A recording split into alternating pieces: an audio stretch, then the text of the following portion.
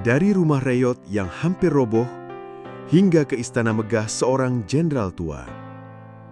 Dari kucing yang terluka, hingga rahasia yang hampir menghancurkan hidup seseorang. Ini adalah kisah Luqman, pemuda miskin, sederhana, tapi berhati mulia, yang akhirnya menemukan cinta, ujian, dan takdir yang tak pernah ia bayangkan. Sebelum kita mulai kisah yang penuh haru dan inspirasi ini, jangan lupa untuk subscribe dan aktifkan notifikasi. Dengan begitu, kamu nggak akan ketinggalan cerita-cerita seru lainnya yang bisa bikin hati kita belajar banyak hal. Dukunganmu berarti banget supaya kami bisa terus menghadirkan kisah-kisah seperti ini. Baik, jika sudah, mari kita mulai kisah perjalanan Luqman, pemuda sederhana yang hidupnya berubah karena satu kebaikan kecil. Hujan deras mengguyur malam itu. Air jatuh dari langit seolah tidak pernah berhenti. Di sebuah rumah kecil di pinggiran kota, seorang pemuda bernama Luqman dan kakeknya berusaha bertahan dari dinginnya malam. Rumah itu bahkan tidak bisa disebut rumah yang layak. Hanya bilik bambu dengan atap terpal seadanya. Setiap tetesan air yang menembus lubang kecil di terpal jatuh ke lantai tanah, menimbulkan bunyi plok, plok, plok yang membuat suasana semakin muram. Luqman, dengan tubuh kurus dan wajah yang selalu tampak letih karena seharian mencari barang bekas, menatap kakeknya. Lelaki tua itu tetap tersenyum, meski tubuhnya sudah rentah. "Luqman, ayo kita betulkan atap itu. Kalau tidak, kita bisa kebasahan semalaman," kata kakeknya pelan. Dengan cepat, Luqman memegang tangga bambu tua yang sudah rapuh. Ia naik perlahan, sementara kakeknya menahan tangga dari bawah. Hujan deras terus menghantam, membuat terpal semakin berat dan susah diikat. Dalam perjuangan mereka, tiba-tiba kakek berteriak pelan, "Aduh!" Luqman segera turun. Ia terkejut melihat kaki kakeknya tertusuk paku karatan yang tergeletak di lantai. Mungkin jatuh dari kayu penyangga. Darah merembes keluar, bercampur air hujan yang menggenang di tanah. "Kek, ya Allah, luka kakek parah," ucap Luqman panik. Ia buru-buru merobek kain lusuh dari bajunya untuk menutupi luka itu. Malam itu mereka tak bisa tidur. Hujan masih turun, atap masih bocor, dan rasa sakit di kaki kakek semakin terasa. Keesokan paginya, kakek mulai menggigil. Tubuhnya panas, keringat bercucuran, nafasnya terengah-engah. Luqman semakin cemas. Dengan uang seadanya, sisa dari hasil menjual barang bekas kemarin, ia nekat membawa kakeknya ke puskesmas. Perjalanan itu tidak mudah. Luqman hanya bisa berjalan kaki, setengah menuntun, setengah memapah kakeknya. Sesampainya di puskesmas, dokter memeriksa dengan seksama. Wajah dokter tampak serius. "Luqman, luka ini sudah mulai terinfeksi. Untung kamu cepat membawanya. Tapi ingat, 3 hari lagi kalian harus datang kembali untuk kontrol. Kalau tidak, infeksinya bisa menyebar dan jadi berbahaya." Luqman mengangguk. "Iya, Dok." Tapi hatinya berkecamuk. 3 hari lagi, dengan apa ia bisa membawa kakeknya kembali? Setelah membayar dengan uang terakhir yang ia miliki, mereka pulang. Kakek hanya bisa duduk lemah di kasur tipis. Sementara itu pikiran Luqman penuh dengan kecemasan. Bagaimana kalau ia gagal mengumpulkan uang? Bagaimana kalau kondisi kakek semakin memburuk? Hari itu, hujan sudah reda. Matahari kembali bersinar, tapi tidak menghapus gelisah di hati Luqman. Ia tahu satu-satunya jalan adalah bekerja lebih keras, mencari barang bekas lebih banyak, meski tenaganya semakin terkuras. Ia berjalan ke pasar, mengais botol plastik dan kaleng bekas. Kadang ia harus bersaing dengan orang lain, kadang ia diusir pedagang karena dianggap mengganggu. Tapi demi kakeknya ia tidak peduli. Sore itu, ia pulang dengan tubuh lelah, membawa karung setengah penuh botol bekas. Kakeknya menyambut dengan senyum meski tubuhnya masih panas. "Lukman, jangan terlalu memaksakan diri," kata kakeknya dengan suara lemah. Lukman hanya menggeleng. "Aku harus, kek. Aku nggak mau kehilangan kakek." Kata-kata itu membuat kakek terdiam, matanya berkaca-kaca. Malamnya Lukman tidak bisa tidur. Ia memandangi langit-langit yang masih berlubang. Suara jangkrik menemani kesepiannya. Dalam hatinya ia berdoa, "Ya Allah, tolonglah aku. Aku nggak tahu harus bagaimana, tapi aku ingin menyelamatkan kakekku." Dan doa itu, tanpa ia sadari, akan segera dijawab dengan cara yang tidak pernah ia bayangkan. Namun siapa sangka, keesokan harinya, takdir mempertemukan Lukman dengan sesuatu yang kecil, sederhana, seekor kucing. Seekor kucing yang kelak akan mengubah seluruh hidupnya. Pagi itu, sinar matahari masuk melalui celah-celah bambu di dinding rumah Reyot. Udara masih lembab, sisa hujan semalam belum sepenuhnya mengering. Lukman sudah bersiap sejak subuh, membawa karung kosong di pundaknya. Matanya merah karena kurang tidur, tapi tekadnya tak surut. Ia tahu, ia hanya punya waktu 3 hari untuk mencari cukup uang demi kontrol kakeknya ke puskesmas. Dengan langkah gontai, ia berkeliling kampung, lalu menuju jalan raya. Sesekali ia menunduk, memungut botol plastik atau kaleng bekas, lalu memasukkannya ke karung.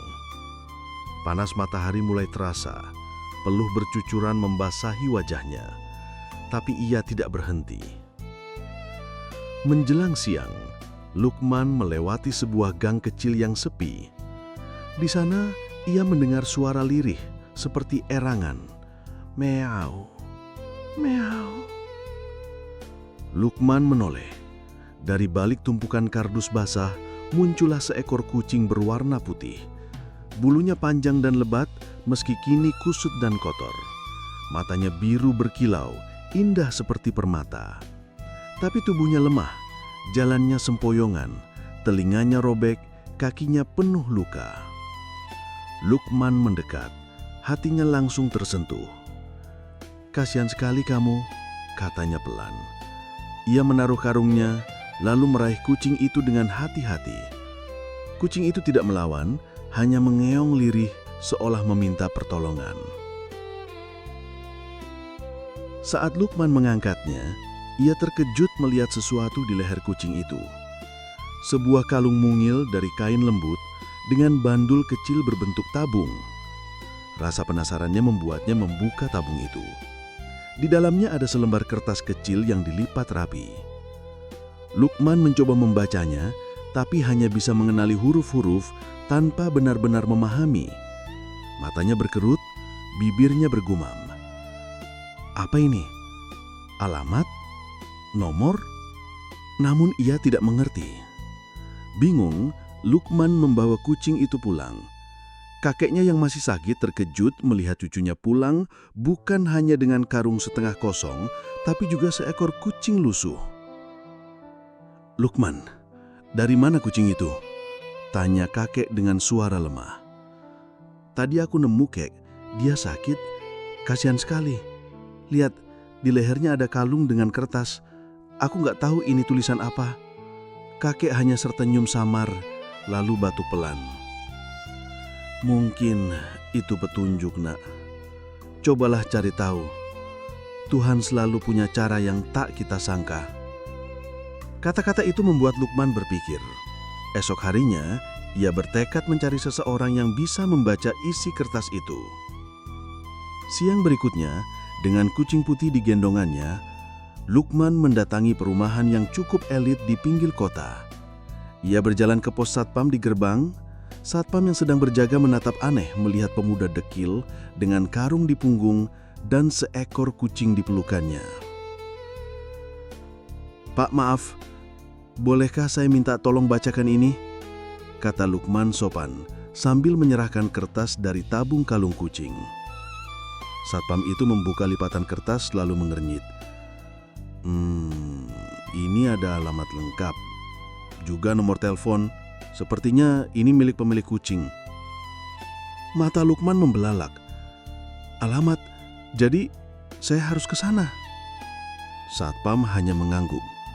Kalau kau bisa temukan alamat ini, mungkin kucingmu bisa kembali ke pemiliknya. Lukman kebingungan.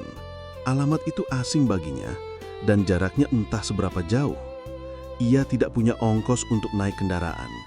Tapi ia menatap kucing putih itu yang mengeong pelan di pelukannya, seolah-olah kucing itu meminta untuk diantar pulang. Dengan nafas berat, Lukman akhirnya memutuskan. Baiklah, kalau memang ini jalan yang harus aku tempuh, aku akan coba. Hari itu Lukman berjalan kaki menempuh perjalanan panjang. Matahari menyengat, jalanan ramai oleh kendaraan, tapi ia terus melangkah. Sesekali ia berhenti bertanya pada orang-orang, menunjukkan kertas alamat itu. Sebagian orang tak peduli, sebagian lain hanya sekedar menunjuk arah. Keringat membasahi tubuhnya, kakinya pegal, karung di pundak terasa makin berat. Tapi setiap kali ia menoleh pada kucing di gendongan, semangatnya kembali muncul. Sabar ya, kita hampir sampai. Menjelang siang, Lukman melewati sebuah kawasan yang membuatnya terpana. Deretan rumah megah berdiri dengan pagar tinggi, dinding berlapis marmer, pepohonan rindang dan mobil-mobil mewah di garasi. Semua begitu kontras dengan kehidupannya sehari-hari. Di depan sebuah rumah besar bak istana, Lukman berhenti. Ia menatap megahnya bangunan itu seolah tak percaya mata sendiri. Ada air mancun yang memancar indah, kolam renang yang berkilau di balik pagar, dan taman luas yang terawat sempurna. Tangannya bergetar ketika mengetuk pintu gerbang. Seorang satpam menghampiri, menatapnya kurang suka. "Ya, ada apa?" tanya satpam dengan nada dingin. Saya cuma mau mengembalikan kucing ini. Katanya alamatnya ada di sini." Lukman menunjukkan kertas lusuh itu. Satpam menghela nafas lalu masuk sebentar. Beberapa menit kemudian, muncullah seorang wanita paruh badan dengan wajah tegas dan tatapan tajam. Wajahnya keras, langkahnya mantap. Dia adalah Bu Desita, asisten rumah tangga senior di rumah megah itu. Dan dari pertemuan inilah, hidup Lukman akan mulai berubah. Entah menjadi lebih baik atau justru semakin rumit. Bu Desita menatap Lukman dengan sorot tajam dari ujung kepala hingga kaki. Wajahnya penuh kecurigaan. "Kamu? Dari mana asalmu? Apa urusanmu bawa-bawa kucing ke sini?" Suaranya keras, menusuk telinga. Lukman menunduk hormat. "Maaf Bu, saya menemukan kucing ini di jalan, terluka. Di lehernya ada alamat ini. Jadi saya pikir dia milik orang di rumah ini." Bu Desita mendengus, lalu meraih kucing itu kasar. "Ya ampun, Tuan pasti sudah panik mencarinya. Tapi kenapa harus kamu yang datang? Apa maksudmu, hah?" Sebelum Lukman sempat menjawab, suara berat dan berwibawa terdengar dari dalam rumah. "Siapa di luar itu, Sita?" Seorang pria tua keluar. Tubuhnya tegap, meski rambutnya sudah memutih. Bekas garis keras militer masih jelas di wajahnya. Itulah sang jenderal, pemilik rumah megah itu, mantan perwira tinggi dengan 3 bintang di pundaknya di masa lalu. Begitu melihat kucing putih di pelukan Bu Desita, wajahnya langsung berubah lega. "Si Putih, syukurlah kau kembali," katanya. Suaranya tegas, tapi penuh kasih. Ia menoleh pada Lukman. "Nak, apakah kau yang menemukannya?" Lukman menelan ludah, gegup. Iya Pak, saya menemukannya terluka di jalan. Saya hanya ingin mengembalikannya." Sang jenderal menatap Lukman dalam-dalam. Sorot matanya tajam, namun kemudian berubah lembut. "Terima kasih, Nak. Tidak banyak orang sejujur kamu di zaman sekarang." Bu Desita mencoba menyelah. "Tapi Pak, anak ini kelihatannya cuma..." "Sudah, Sita," potong sang jenderal tegas. "Jangan menilai orang dari luarnya saja." Hari itu, Lukman diajak masuk ke rumah megah itu. Matanya terbelalak melihat interior yang begitu mewah. Lantai marmer berkilau, dinding dipenuhi lukisan mahal, lampu kristal berkilau di langit-langit. Semua begitu kontras dengan rumah reyotnya. Di ruang tamu, Lukman diperkenalkan dengan seorang gadis muda. Kulitnya pucat, wajahnya cantik, namun tubuhnya duduk di kursi roda. Matanya teduh, namun menyimpan kesedihan. "Inilah putriku, Arini," kata sang jenderal. "Ia sudah lama lumpuh sejak kecelakaan beberapa tahun lalu." Arini tersenyum tipis pada Lukman. "Terima kasih sudah menemukan si putih. Aku kira aku sudah kehilangannya." Suara lembut itu membuat dada Lukman bergetar aneh. Sesuatu yang belum pernah ia rasakan. Ia hanya mengangguk kaku. "Sama-sama, Nona." Hari-hari berikutnya, sesuatu yang tak pernah Lukman bayangkan pun terjadi. Melihat kejujuran dan kerja kerasnya, sang jenderal menawarkan Lukman pekerjaan sebagai tukang kebun di rumah itu.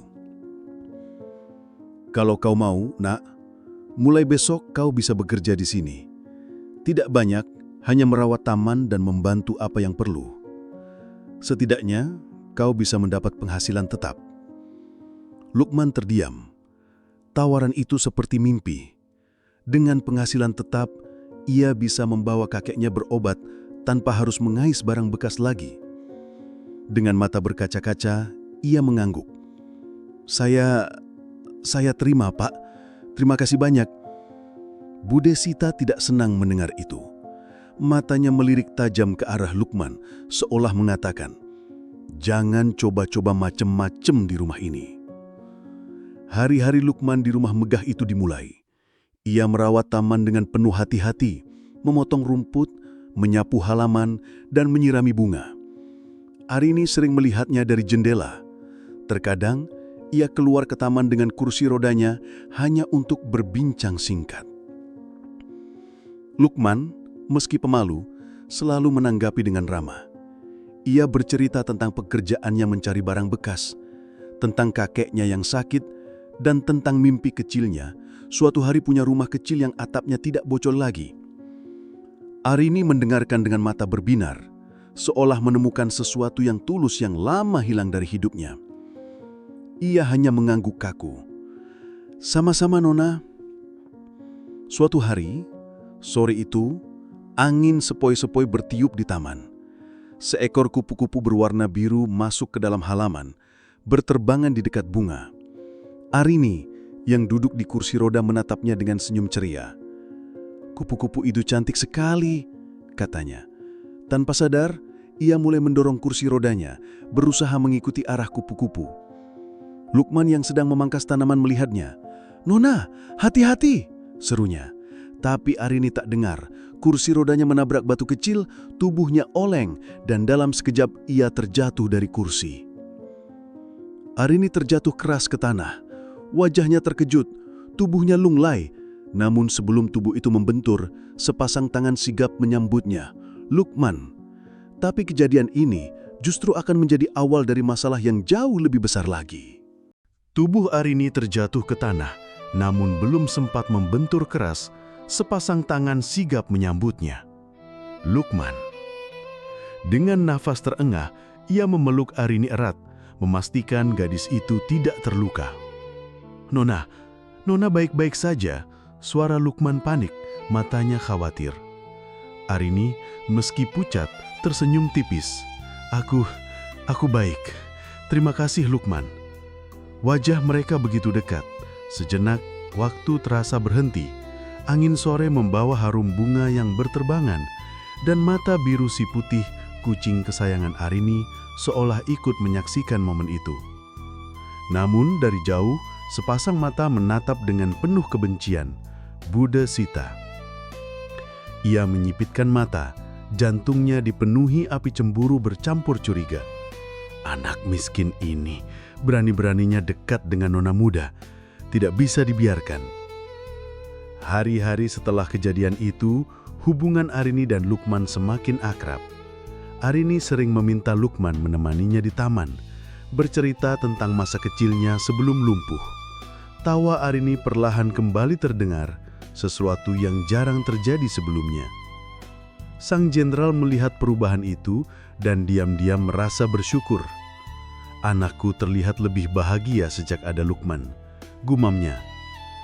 Tapi bagi Budasita, semua ini justru bencana. Ia merasa posisinya sebagai orang kepercayaan di rumah itu terganggu. Selama ini, dialah yang mengatur banyak hal, dari dapur, keuangan kecil rumah, hingga obat-obatan untuk Arini. Jika Lukman terus berada di rumah, cepat atau lambat, rahasianya bisa terbongkar. Suatu malam, Budasita duduk bersama seorang satpam rumah. Mereka berbicara dengan suara lirih di pos penjagaan. "Kucing itu harus disingkirkan," kata Budasita tajam. Satpam itu terkejut. "Maksud Bu Sita? Si Putih?" "Iya, kucing itu terlalu dekat dengan Nona, dan aku tidak suka. Kalau perlu, buang jauh-jauh, biar tidak kembali." Satpam itu ragu. "Tapi Bu, kalau Tuan tahu..." "Biar aku yang urus. Kau hanya lakukan apa yang kusuruh," potong Budasita dengan mata menyala. Tak hanya itu, Budasita pun mulai menyiapkan ramuan yang ia campurkan ke dalam obat harian Arini. Obat itu tampak seperti vitamin biasa, namun sebenarnya memperlemah tubuh gadis itu sedikit demi sedikit. Arini tidak menyadarinya. Sang jenderal pun percaya penuh pada Budasita. Hari demi hari, Arini mulai sering merasa lemas, bahkan lebih sulit menggerakkan tangannya. "Lukman, aku tidak tahu kenapa tubuhku makin lemah," ucap Arini suatu sore. Lukman mengernyit. "Bukannya Nona rutin minum obat dari Budasita?" Arini mengangguk. "Iya, katanya untuk menambah tenaga." Lukman menatap curiga, tapi ia belum berani berkata apa-apa. Suatu pagi, Lukman sedang menyapu halaman ketika melihat satpam berjalan terburu-buru ke arah gerbang membawa keranjang tertutup. Telinga tajam si Putih mendesis pelan. Lukman merasa aneh, lalu diam-diam mengikuti. Betapa terkejutnya ia ketika mendengar suara lemah kucing di dalam keranjang. "Miau, miau." Wajahnya memucat. Itu si Putih." Ia menghentikan satpam. "Pak, apa yang ada di dalam keranjang itu?" Satpam itu gugup. Iya, hanya sampah dapur." "Kalau sampah, kenapa ada suara kucing?" Suara Lukman tajam, matanya penuh tanya. Satpam tak bisa menjawab. Lukman langsung merebut keranjang itu, membuka penutupnya, dan benar saja, si Putih ada di dalam. Tubuhnya menggigil ketakutan. Malam itu, pikiran Lukman penuh tanda tanya. Mengapa satpam hendak membuang kucing itu? Dan kenapa Arini semakin lemah sejak minum obat dari Budasita? Semakin ia memikirkannya, semakin kuat curiganya bahwa ada sesuatu yang tidak beres di rumah itu. Ia teringat pesan kakeknya sebelum meninggal. "Jangan pernah takut mengatakan kebenaran, Nak. Kejujuran mungkin akan membuatmu terluka, tapi pada akhirnya itulah yang menyelamatkanmu." Lukman menggenggam erat tangannya. "Aku tidak bisa diam. Ada yang salah di rumah ini, dan aku harus mencari tahu." Namun, Lukman tidak pernah tahu bahwa semakin dalam ia menggali, semakin berbahaya pula posisi dirinya. Karena di balik senyum manis Budasita, tersembunyi rahasia gelap yang bisa menghancurkan hidup semua orang di rumah itu. Malam itu, hujan kembali turun. Petir menyambar sesekali, menerangi langit dengan cahaya menyilaukan. Di kamar sederhana yang diberikan untuknya, Lukman duduk gelisah. Suara hujan mengingatkannya pada malam ketika kakeknya terluka, malam yang menjadi awal dari semua ini. Kakeknya kini sudah tiada. Beberapa hari lalu, tubuh renta itu menyerah pada penyakit dan usia. Lukman menangis sejadi-jadinya, merasa dunia terlalu kejam. Namun, di balik kesedihannya, ia teringat pesan terakhir sang kakek. "Jadilah orang jujur, Lukman. karena hanya kejujuran yang akan membawamu pada cahaya. Air mata masih mengalir di pipinya ketika ia berbisik, "Kek, aku janji, aku akan terus berbuat baik. Aku akan menjaga mereka." Namun di dalam hatinya ada satu pertanyaan besar. Haruskah aku buka suara tentang Budesita? Bagaimana kalau aku salah? Bagaimana kalau aku ya yang justru diusir? Keraguan itu menghantam dirinya berkali-kali. Tapi setiap kali ia melihat wajah pucat Arini yang makin lemah, ia tahu diam berarti membiarkan kejahatan menang. Keesokan paginya, kondisi Arini memburuk. Sang jenderal panik, memanggil dokter. Sementara Budesita buru-buru datang membawa obat. "Pak, ini vitamin yang biasa saya berikan. Percayalah, ini akan membantu." Lukman maju, suara bergetar namun tegas. "Jangan, Pak!" Semua menoleh. Sang jenderal menatapnya tajam. "Apa maksudmu, Nak?" Lukman menelan ludah, lalu mengangkat botol kecil dari meja. "Saya curiga obat yang diberikan Budesita selama ini justru membuat Nona semakin lemah." Suasana ruangan membeku. Budesita menatapnya dengan kebencian. "Dasar anak miskin, berani-beraninya menuduhku. Tuan, jangan percaya omongannya." Namun Lukman melangkah maju. "Saya melihat sendiri Satpam hampir membuang si Putih, kucing Nona atas perintah Busita. Saya juga pernah melihat Busita menyiapkan ramuan ini di malam hari. Dan sejak itu, kondisi Nona terus memburuk." Sang jenderal mengepalkan tangan. "Sita, apa benar semua ini?"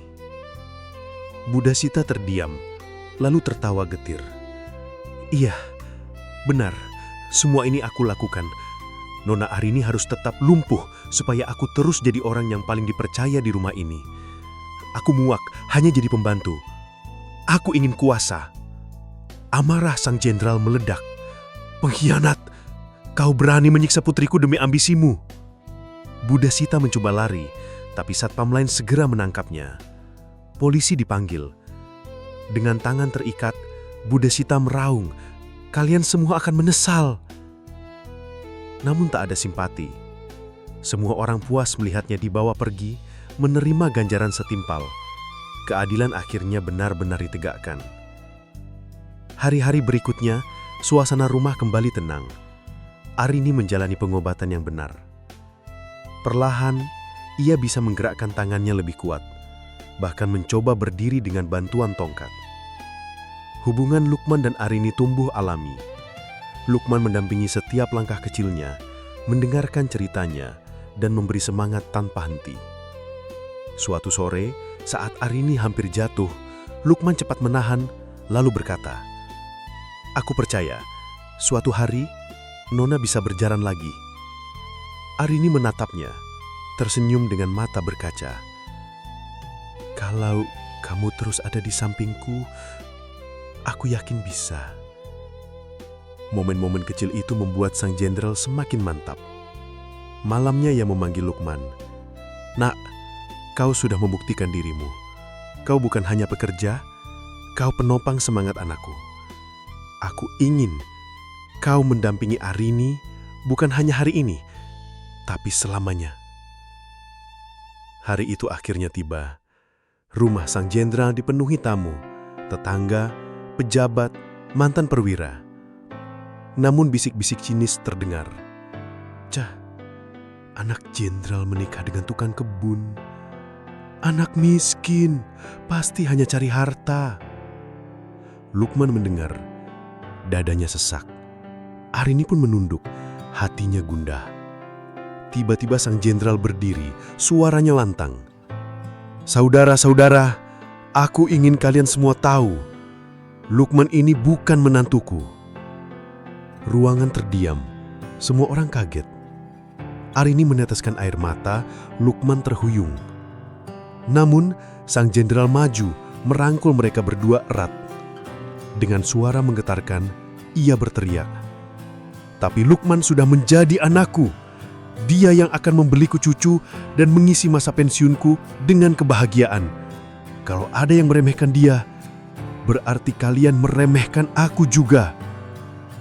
Suasana pecah. Beberapa tamu bertepuk tangan. Beberapa menunduk malu. Arini menangis bahagia, sementara Lukman terisak, merasa diterima sepenuhnya. Beberapa bulan setelah pernikahan, Lukman membuka usaha pengelolaan daur ulang modern. Berkat pengalaman masa lalunya sebagai pemulung dan dukungan jaringan sang jenderal, usahanya berkembang pesat. Bukan sekedar usaha, tapi juga lapangan kerja bagi anak-anak muda miskin. Nama Lukman kini dikenal bukan karena statusnya sebagai menantu jenderal, melainkan sebagai pengusaha rendah hati dan dermawan. Ziarah ke makam kakek.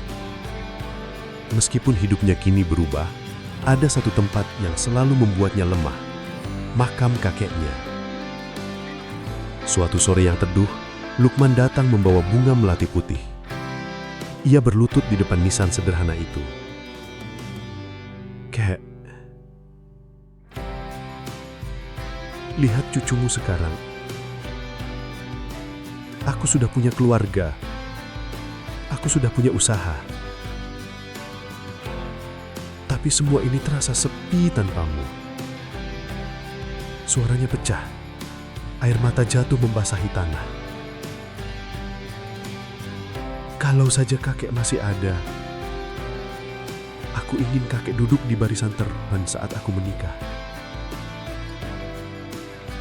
Aku ingin kakek melihat aku berdiri tegak seperti yang selalu kakek harapkan." Angin sore bertiup lembut, dedaunan berguguran. Lukman menatap langit dengan senyum samar di tengah tangis. "Aku tahu, Kek, kau tetap melihat aku dari tempatmu yang tenang." Dari pemulung miskin yang dicibir, kini Lukman berdiri sebagai pria terhormat, bukan karena harta, bukan karena jabatan, tapi karena kejujuran. Warisan terbesar dari kakeknya, dan itulah yang membuatnya manusia seutuhnya.